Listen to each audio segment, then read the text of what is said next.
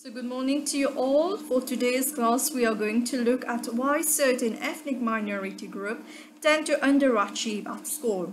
So we have factors within a school, factors outside the education system, which tend to influence the performance of ethnic minority group. So when we're talking about ethnic minority group, this simply refers to people who have the same history, language, religion, and customs, and then they tend to see themselves as distinct units within the wider society. So certain ethnic minority groups perform differently in terms of education, and the cause of their educational underachievement is both due to culture and class, but also to internal factors within the school. When talking about internal factors, certain minority ethnic groups tend to underachieve because they face racism in school. So racism plays a major part in the experience of schooling.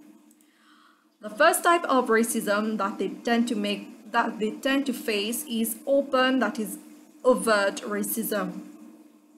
So open racism simply means ethnic minority group experience abuse and harassment openly at school by their peers. And also in majority cases, the school bodies are unable to deal with the pupils' racist behavior in school. Et aussi, il se peut que ben parents aussi pas capable de faire rien par rapport à ça ben propos racistes là, parce que peut-être qu'ils parents là même il y a une language barrier, donc ils connaissent qu'ils peuvent faire face de beaucoup de difficultés pour communiquer à l'école. Donc ils préfèrent éviter ça là. So, students from ethnic minority group also experience cultural racism in terms of ethnocentrism. Ethnocentrism, c'est simplement une attitude que nous donne priorité à une seule culture, donc nous neglect the other cultures. For example, Trina and William describe British school as ethnocentric because they tend to give priority to the English culture. And therefore, students from ethnic minority feel isolated, and this lowers their self-esteem, which leads to educational failure. So another factor is labeling and stereotyping within the school premises. So according to interactionists, teachers see Black and Asian pupils from being ideal students, and these labels impact negatively on the students' performance. Gilborn stated that certain teachers have certain expectations, especially racist expectations. For example, they tend to expect Black students to present behavioral problems, and this leads to misinterpretation of behavior. And this turns to conflict between the teachers and the student.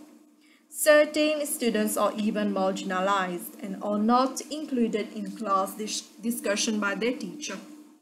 In terms of labeling and stereotyping, we also have banding and streaming. Black pupils especially are overrepresented in the lower sets, and this impacts negatively on the pupils' performance at school. Another factor within the school premises is the anti-school subculture. So the anti-school subculture influences students from ethnic minority group. So according to Tony Sewell, he did a study on the culture of anti-school Black masculinity, and he found that Black Caribbean boys experience pressure from their peers to adopt the norms of a street subculture. And thus, they tend to give more importance to unruly behavior with teachers rather than to high achievement at school. When we talk about factors outside the school, it is mostly home factors which influence students from minority ethnic group. The first reason for the failure of majority Black Caribbean working class boys is due to the fact that they belong to female-headed single-parent families, and therefore there is a lack of male role models for the male children. This tends to impact negatively in their educational achievement. So students from ethnic minority group also tend to fail due to poor parenting and the youngsters' own lax attitude. Language also play a big role in the educational achievement of students from ethnic minority group. Ethnic minority parents utilize restricted code at home, whereas at school, the teacher tend to make use of elaborated code.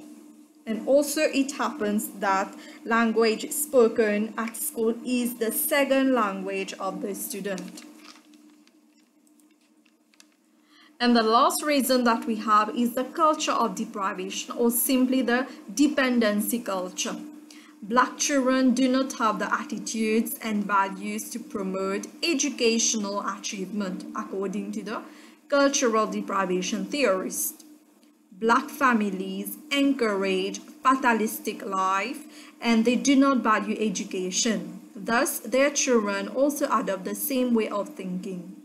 So part of this culture is also inadequate socialization, and this affects the students' educational achievement also.